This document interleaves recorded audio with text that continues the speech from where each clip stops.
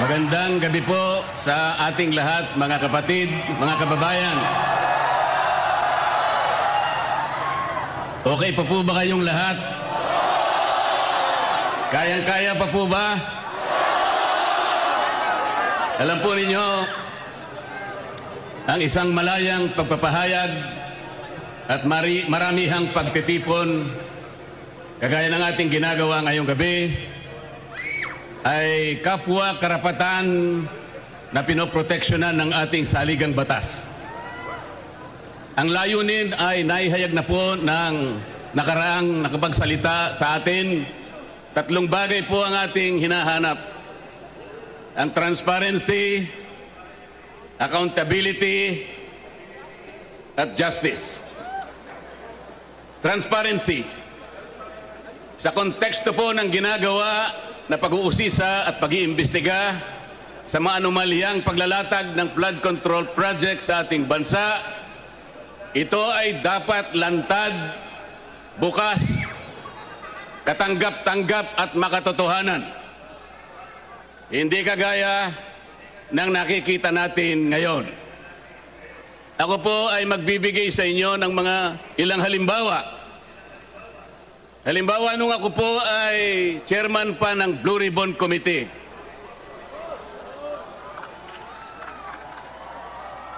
ipinasya ko po na gamitin natin yung batas na nauukol sa Witness Protection Program dahil po napakahirap talagang magturo, maglantad, tumukoy, lalong-lalo na yung mga mastermind ng kawalang hiyaang ito.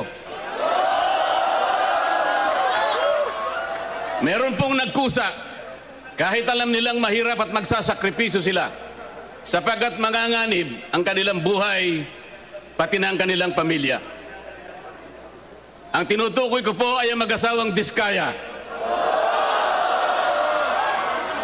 Para sa ganon ay makatulong sila sa Estado na hanapin natin kung sino yung utak, kung sino ang mastermind. Hindi pa po nakapagsisimula ang proseso, ay pinagsikapan na po na sila ay pigilan. Dahil sa umpisa pa lamang ng kanilang sworn statement, natukoy na nila initially 17 members of the House of Representatives. Kaagad sinabi na noon ay Secretary ng Department of Justice, Boying Remulla, na bago maproseso ang aplikasyon ng mga Diskaya upang baka sakaling sila ay maging testigo ng Estado, kailangan muna silang magsoli ng inaakala niyang nakulimbat nila. Ang sabi ko po sa kanya, hindi naman po pwedeng sa aplikasyon pa lang, sa pagpoproseso pa lang, ay bibigyan muna sila ng isang requirement na kailanman ay hindi nakasulat sa ilalim ng batas. Ngunit, pinilit po niya. Ang sabi ko pa sa kanya, ang korte lamang ang magsasabi kung magkano ang isusuli ng isang tao pagkatapos ng paglilitis.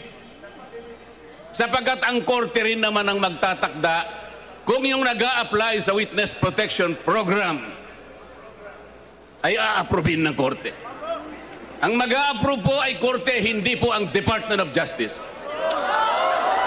Ngunit dahil ayaw po nila, natatakot sila na baka sakaling magsalita pa ang mga Diskaya hanggang ngayon ay hindi nila pinapayagang ang proseso para sila ay makapag-apply. Isa ito sa paraan para sa ganon ay hindi matupad ang transparency. Mamaya po'y paliliwanag ko pa lalo ang bahagi na yan.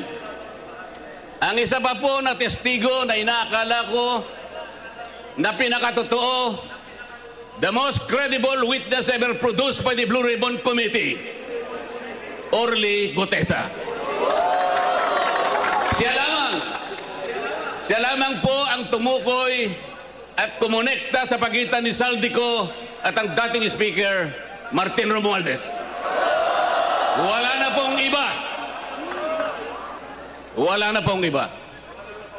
Natakot silang lahat sapagkat totoo ang sinasabi ni Orly Goteza. Ano po ang ginawa nila? Ang pinagtuunan po nila ay hindi umano na peking notaryo. Paano po mapepeke ang notaryo? Tayo pong lahat, saksi sa umiiral na mga pangyayari sa pagnonotaryo. Pumunta kayo sa malapit na City Hall, makikita nyo ang nakalinyang mga notary publics. Meron po bang nagpapanotaryo sa inyo na bago siya umalis, ay babalikan niya kung sino man yung notaryo at itatanong niya, "Sir, Madam, pasensya na po, ngunit gusto ko lang matiyak kung kayo po talaga ang pumirma sa dokumentong ito." Meron po bang gumagawa noon? Yun po ang kanilang ginagamit na dahilan para ilihis. Para sa ganon makaiwas sa tunay na tinutumbok ng kanyang mga testimonies. Ganito po ang ginagawa nila para sa ganon ay sagkaan ang transparency. Mamaya po ipaliliwanag ko pa ang pangyayaring ito. Pagkatapos ginawa po ang tinatawag na ICI. Ito po yung Independent Commission on Infrastructure. Tinatanong ko po paano naging independent ang ginawa nilang ito samantalang sila po ay humihingi ng tulong sa House of Representatives, humihingi ng impormasyon sa Senado, humihingi ng impormasyon sa Sandigang Bayan, sa mga korte at sa lahat ng mga opisina ng ating pamahalaan. Hindi siya independent. At hindi pinakikita yung kanilang proceedings. Mga ilang linggo na ang nakararaan, nagsubmit ng affidavit ang dating Speaker ng House of Representatives. Meron po bang nakaalam sa inyo ng pangyayaring ito? Iniulat ba nila sa atin kung anong nilalaman ng affidavit ni Martin Romualdez? Wala po. Hindi po. Talagang gusto tayo ay hindi natin makita ang katotohanan. Ililihis, isisinsay ang katotohanan. Papayag po ba kayo sa ganitong patakaran? Mga kababayan,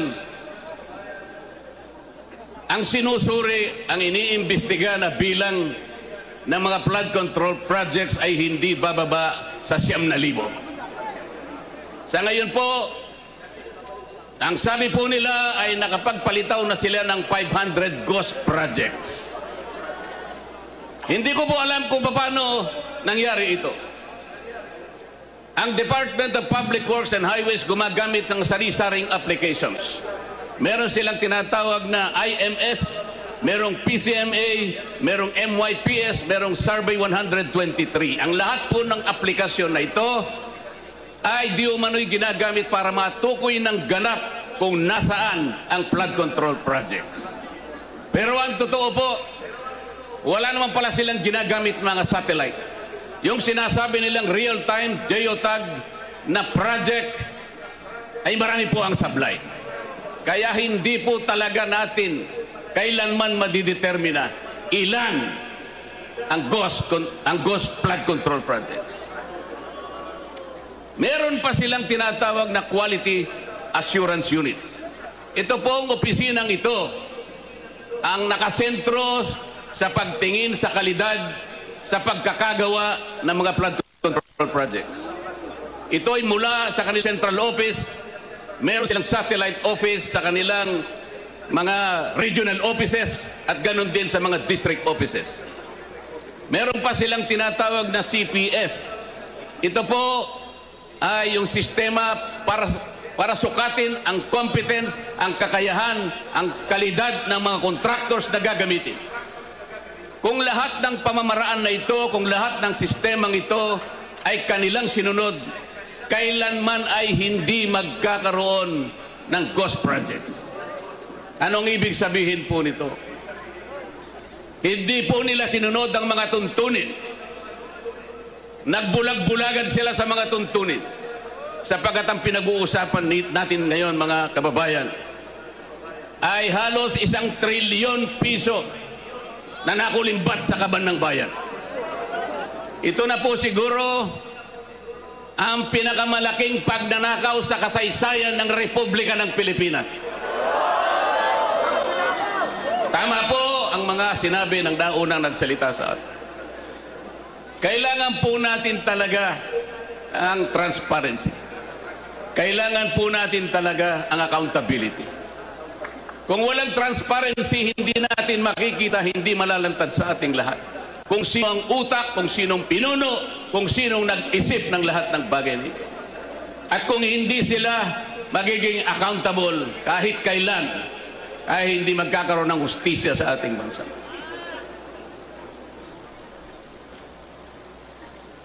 Ang graft and corruption po sa ating bansa, sa pag-iestima ng ilang nag-aral, ito po ay nagre-represent ng halos 30% sa ating national budget. Kung ang ating national budget ay mahigit na 6 na trilyong piso, kayo na po ang kumuwenta kung ilan ang nawawala sa kaban ng bayan. Sa DPWH lamang po, sa budget lamang po ng isang ahensyang ito, 1 trilyon po ang nadadagdag. Ito'y nakita po namin sa initial findings namin nung ako pa po ang chairman ng Blue Ribbon Committee. Dinadagdagan nila kung ano yung ceiling na binigay ng Department of Budget and Management. Meron silang tinatawag na allocables, meron silang tinatawag na leadership, meron silang tinatawag na unprogrammed funds, at meron pang dagdag pagkatapos na magkaroon ng bicameral conference. Kapag tinotal natin ang lahat ng ito, hindi bababa sa 1 trilyong piso, katumbas ng 15% ng ating national budget. Ganyan po kalawak, ganyan katalamak, ganyan ang magnitude ng nakawan sa kaban ng bayan. Mga kababayan, papayagan po ba natin ito? Papayagan po ba natin ito? Ano po ang nangyari dahil ganito nga ang naging resulta ng mga pangyayari? Alam po ba ninyo kung magkano ngayon ang outstanding debt, ang pagkakautang ng ating bansa? Alam po ninyo kung gaano ang halaga ngayon na utang ng ating bansa? 17 trillion pesos. Katumbas po yan ng 63% debt to GDP ratio. Ano po ang ibig sabihin niyan? Masyadong mataas po yung bahagan, yung ratio ng ating pagkakautang sa ating national na pangkabuhayan. Ang ibig sabihin po niyan, pagka mataas ang ratio, nag-aatubili, nagkakaroon ng pag-aagam-agam, natatakot ang mamumuhunan sa ating bansa. Baka hindi tayo makabayad sapagkat masyadong mataas ang ratio. Pati po yung mga nagpapautang na pandaigdigan, nagmamasid na lang sila. Tinitingnan kung tayo makakabangon o hindi. Yan ang magiging kalagayan ng ating bansa sapagkat mawawalan na sila at nawalan na sila ng kumpiyansa sa ating kakayahan na bumangong muli. Ang ibig pang sabihin yan, kung 63% ang ratio ng ating pagkakautang sa ating pangkalahatang kabuhayan, 63% ng ating kabuhayan ay nakalaan lamang sa pagbabayad ng ating utang. Ilan po ang matitira? 37% na lang ang gagamitin na panustos sa pangangailangan ng bawat isang mamamayan. Papayagan po ba natin ito? Alam po ninyo, mga kababayan, hindi lamang po tayo nakakakita nito. Ang mga kapitan ng mga industriya sa ating bansa, ang Philippine Chamber of Commerce and Industry, ang Federation of Philippine Industries, Management Association of the Philippines, European Chamber of Commerce of the Philippines, mga kinikilalang organisasyon ng pangangalakal at pagninegosyo sa ating bansa. Sila man ay natatakot. Sila man ay nangangamba. Nag-aatubili kung mamumuhunan pa. Ito ngayon ang kinasadlakan ng ating bansa. Yung pong namumuhunan na nanggagaling sa iba't ibang bansa o ang tinatawag nilang foreign direct investments. Ito po ay napakamabisang asset na nagagamit natin para palakihin, para pasiglahin ang ating ekonomiya. Alam po ba ninyo kung anong nangyari? 40% ng dumarating na investment sa ating bansa ay bumagsak. 40% na mahigit po. Ang sabi pa nila, at nabanggit na po kanina, ang ating stock market is the worst performing stock market in this region. Ang ating pera, ang ating piso na ngayon ay halos 60 pesos per $1. It is the worst performing currency in the region. Ang nangyari dyan at naging resulta po, kaya naging mababa pati productivity ng ating agriculture. Pati po, ang ating turismo ay naging matamlay. Pati ang ating kalakalan ay naging matamlay. Ito lamang ang nagiging bunga ng korupsyon sapagkat ayaw nilang ilantad at gusto nila ay makaiwas sila sa pananagutan. Ito pa po ang isang problema. Magkano po ang itinakda na budget para sa isang taon? Alam po ba ninyo, mga kababayan, kung magkano? 6.7 trillion pesos. Yan po ang magiging budget natin sa susunod na taon. Magkano naman po ang kikitain natin o tinatawag na projected revenue sa isang taon? 5 trillion daw po. Sa makatwid, mas malaki po ang ating gagastusin kaysa ating kikitain. Magkaka-deficit po tayo ng 1.7 trillion pesos na uutangin na naman natin sa susunod na taon. Ano po ang ibig sabihin nito? Yung 1.7 trillion na uutangin natin, mangangahulugan na tayo po ay mangungutang ng 142 billion bawat buwan. 4.7 billion bawat araw. O katumbas ng 197 million bawat oras. Hindi po ba kayo kinikilabutan, mga kababayan? Papayagan pa ba natin ito, mga kababayan? Hindi ba dapat ilantad lahat kung sino ang gumawa ng kawalang hiyaan na ito? Alam po ba ninyo kung ano sinasabi ng saligang batas? Tungkol sa bahaging ito na ating pinag-uusapan ng gabi. Yung graft and corruption. Yung paglilingkod sa ating pamahalaan. Article 2, Section 27 of the Philippine Constitution.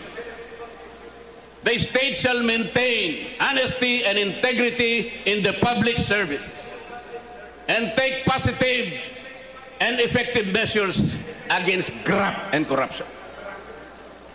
Dapat panatilihin ng Estado ang isang tapat at may integridad na pagsisilbi sa ating bayan. At kailangan maggawa ng positibo at epektigong pamamaraan upang labanan ang katiwalian at korupsyon. Yan po, yan ang sinasabi ng ating saligang batas. Pero ano po ang ginawa nila? Para lang mapagtakpan ang mga nagkasala, para makaiwas sa accountability, para hindi ilantad, para ganon ay mawala ang transparency. Ano po ang ginawa ng dating Secretary of the Department of Justice, ngayon po ay Ombudsman, Boying Remulla, nung tinanong siya sa Kongreso? Napaminsan-minsan ay kailangan nating baluktutin ang batas para sumaya ang tao. Tinanong siya kung totoo at tama ang sinabi. Ang sagot niya, yes sir. Siya po ang Secretary of the Department of Justice na ngayon ay Ombudsman. Yung kanyang Prosecutor General kamakailan lang ay dumalo sa aming pagtitipon sa Blue Ribbon Committee. Doon ay pinilit na naman nila na yung restitution, yung pagsusoli muna ay kailangan gawin ng sino man na gustong mag-apply sa ilalim ng Witness Protection Program. Isipin po ninyo, kahit wala sa tuntunin, kahit hindi requirement ng batas, ipipilit nila, mabaluktot lang ang batas. Kayo po ba, kapag pumunta kayo sa isang restaurant, ang unang pupunta sa inyo ay yung waiter, ibibigay yung menu. Doon ay makakapamili kayo kung anong gusto ninyong kainin. Halimbawa po, ay pinili ninyo na iluto para sa inyo ay paksiw. Paksiw na bangus, halimbawa. Pagkatapos na maibigay nyo sa kanya ang inyong kagustuhan, bigla niya kayong binulungan. Sir, madam, bago ko po iluto ang inyong hiniling na paksiw, ay kinakailangang pumayag kayo na yun ay lalagyan ko ng toyo. Papayag ba kayo? Ang hiniling ninyo paksiw eh.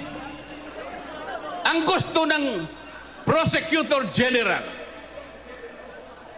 kahit wala sa batas, ilalagay niya bilang isang requirement para lamang hindi mag-qualify yung tao na gustong tulungan ng gobyerno para usigin kung sino ay nagkasala. Yun po ba'y transparent? Transparent po ba yun? Pa-English pa siya. Akala niya siguro hindi nyo naiintindihan yung English niya kahit convoluted ang kanyang paliwanag. Ang totoo niya, mas marami pa sa inyo mas marunong mag-English kaysa sa kanya.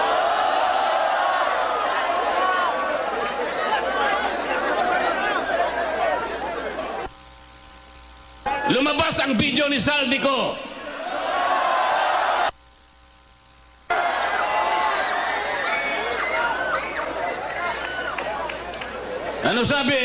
Ano sabi nila? AI yan. Ano? Sasagkain na naman nila yung transparency. Palalabuin na naman nila. Para sa ganun, yung accountability ay hindi natin may pipilit. AI ba yun? Yung AI walang anino eh. Nakikita ko yung anino ni Saldico.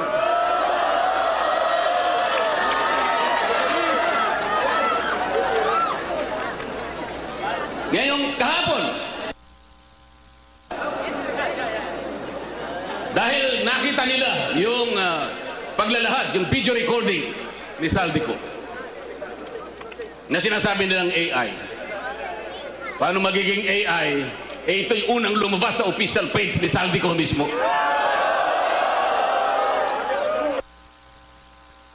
Nagpalabas ng statement ang ombudsman. Ano sabi nila? Kahapon lang ito. Para bago namin tanggapin yan, kinakailangan na umuwi ka rito at paberipika mo yan. Siguro panutaryo mo yan, gawin mong official yan. Lahat na po ng requirements ngayon ay kanilang hinihiling. Nakalimutan nila sa mismong charter ng ombudsman, yung mismong batas na gumawa sa opisina ng ombudsman. Pwede kang maghain ng complaint sa anumang kaparaanan at anumang forma, kahit anonymous tatanggapin. Paano natin may papalitaw ang transparency at magkaroon ng accountability sa ating bansa kung ang namumuno sa Ombudsman Office na dating Secretary ng Department of Justice at ang kanyang Prosecutor General, sila ang unang taga-usig, sila ang unang dapat magsampa ng naukol na kaso para sa ganun mapanagot natin ang nagkasala. Sila pa ang nangunguna para pagtakpan lahat ito. Papayagan po ba natin yan? Hindi ba iniinsulto nila tayo niyan? Pabayag ba kayong mainsulto? Yung pangungutang po, walang problema yan. Tayo po, sa maraming pagkakataon, nangungutang din tayo. Ang pinag-uusapan ay yung paggamit mo sa utang. Yung marunong gumamit, magninegosyo siya, kumita siya ng sapat, nabayaran niya yung utang niya, nakapag-ipon pa siya ng konti para sa kanyang pamilya. Ganon dapat. Mangungutang tayo para kulimbatin. Mangungutang ka, hindi para sa ikalalaki, ikasisigla ng ekonomiya. Ang utang ay nanakawin pa. Anong mangyayari sa ating bansa?